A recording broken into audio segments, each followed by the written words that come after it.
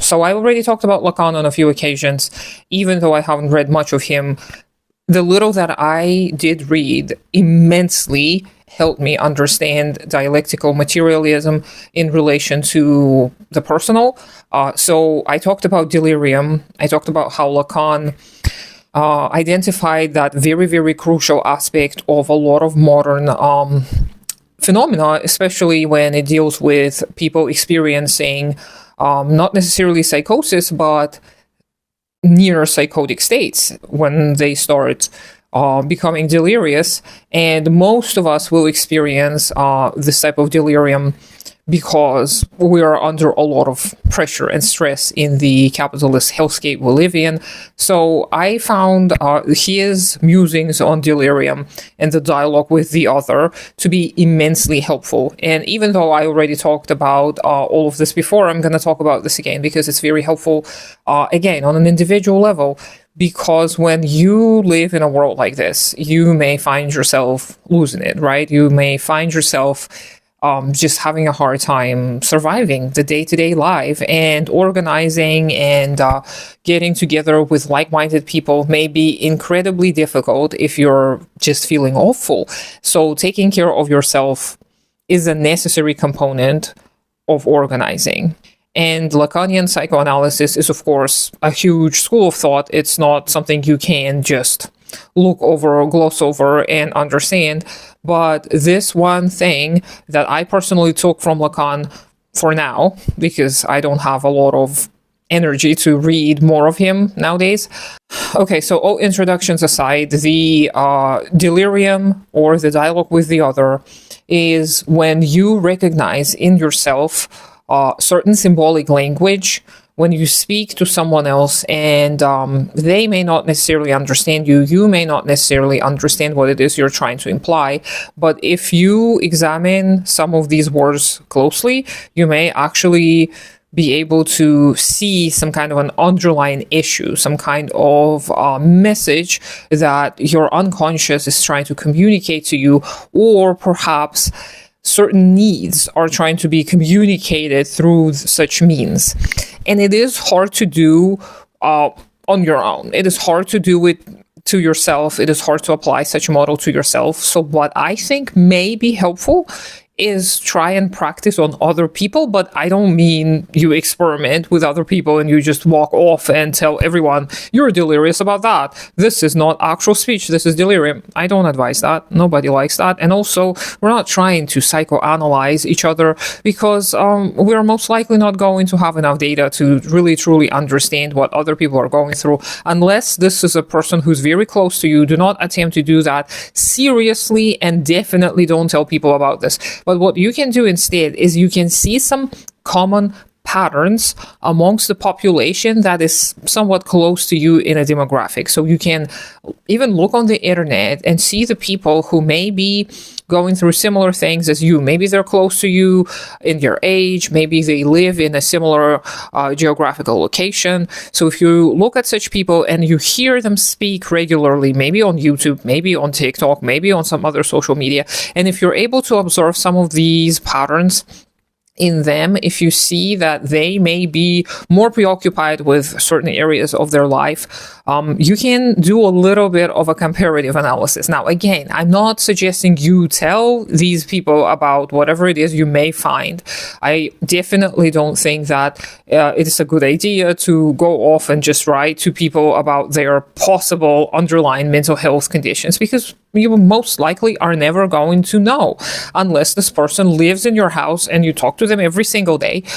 Even then, you may not be able to really tell what's wrong. And again, we're not trying to see what's wrong with people. What we're trying to do is we're trying to learn to recognize certain patterns. And once you get a hold of the pattern, if you notice that people in your geographical location who are close to you in age and maybe culture, subculture, and whatnot, you may notice some reoccurring words, some reoccurring sentence structures, trends, tendencies, and this is what you may actually use to try and apply to yourself. You can see if it bothers you. You can see if you have any similarities, any reoccurring thoughts of the same manner, etc., etc. And I'm going to give you some really simple examples that most of the people are already doing, which may not appear very important, but when you start doing your own psychoanalysis, it actually is immensely helpful. So things like ageism, things like fat phobia, things like any forms of chauvinism or discrimination, all of these things will appear in people's deliriums. When people are not feeling well, when they're feeling triggered, they're going to start using the language that is closer to, again, that symbolic level that may not even be clear to them. They may not understand that they are being secretly chauvinist and secretly fatphobic or secretly racist, etc. And again, we're not doing that to find out who the secret racist is or the secret chauvinist is, just as I talked at length before. It doesn't really matter. You don't have to be good to organize with other people for a better world. You don't have to be good to help yourself or your community. We are a community of subpar people who can actually do amazing things. That's what we've got to remember. But once you start noticing those patterns, you may be able to recognize them in yourself, in your thought processes, in your day-to-day speech, because ableist language, homophobic, transphobic language, racist language, they're a part of a bigger Western culture, and it's seeped into a lot of other places because the West has been the hegemon for some time. So this had seeped into a lot of different cultures. And when you start analyzing those patterns of language, then look at the thought behind it and look at the feeling behind it. How does it feel when people say something, let's say fatphobic?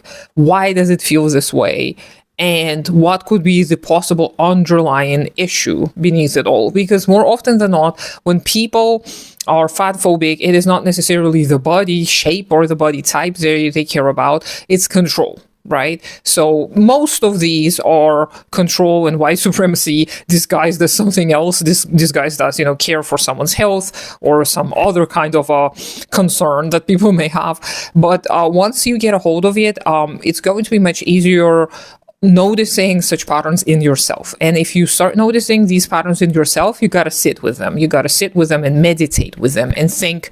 You don't have to remember when those thoughts occurred, who may have planted the seeds of these thoughts in your head. It doesn't really matter. You're surrounded by all kinds of phenomena that arise out of the material conditions. You can view them neutrally. We don't have to morally condemn every single aspect of discrimination that happens. Of course, we don't want to discriminate people. We don't want to be discriminated because it's just not very useful for us as a species, and it doesn't feel good either. So we should not be doing that. However, it is not the moral outrage that we are looking for. What we're looking for is recognition of these patterns and the ability to slowly over time introduce new patterns. So not necessarily doing CBT or cognitive behavior therapy, because my thoughts on this, but more of a retraining, but thoughtful kind of retraining, conscious retraining, when you think about why you don't want that thought or why you don't want that style of thinking, and trying to address the need at the same time that this may actually correlate to. Just as I gave an example, fat phobia is more about control of women's bodies, to be more precise, rather than anything else. So if you have, for example, fat phobic thoughts about yourself, if you look at yourself and you're saying to yourself, oh, this doesn't look good on me, I don't look good, whatever, and you realize it's fat phobia, then you probably do lack agency, right? And most of us do under capitalism. So introducing agency in other ways. How can you regain some control in your life in a meaningful and healthy way that is also going to feel good to you? I know that's not easy. Nobody said it was going to be easy. And this is how you can start operating from those small little thoughts and words and sentence structures towards some kind of a positive change. And I know it is based very, very loosely on Lacan, but to me, it really clicked when he said, you are in the dialogue with the other. When you are delirious, you do not speak truth to power. You do not speak to this other person. You're not speaking to the opponent. When you're triggered, you reveal reveal certain aspects of yourself to yourself and others that may be hard to decipher, that may be hard to understand. And he believed, as far as I remember, that delirium can really help diagnosis. Delirium, analyzing delirium, understanding, making sense of delirium can really be the key to helping the person who is being delirious. And I think that we are capable of doing that on our own. And I've done that with myself. And I was surprised that it actually is not as hard as it may appear to be. It is kind of a mindfulness practice. You notice certain thoughts, you notice certain words that escape your mouth, and then you start catching those words, those phrases, those thoughts, those emotions, feelings, states of being, and you kind of evaluate them for yourself. You don't evaluate them from any kind of hierarchy perspective. You evaluate whether you want them and whatever they may be necessary for, and what is it they truly represent. Because again, most of our needs are hidden nowadays because they cannot be fulfilled. So our nervous system is very good at hiding those needs, such as connection, love, and care. It hides them within all kinds of phobias and within all kinds of addictions. We may feel like we want things. We may feel like we want money, but what we want is connection and safety and support. So hopefully that makes sense. Let me know what you think. I do think about this every single day. I talk about this almost every single day to people as well. So if you're interested in having more of this conversation, let me know. Otherwise, I hope you have a great day today. Consider supporting me on Patreon. Do take care of yourself and your community first. Subscribe to me on all the other social medias. Maybe one day I'll do something there, and I'll talk to you sometime later.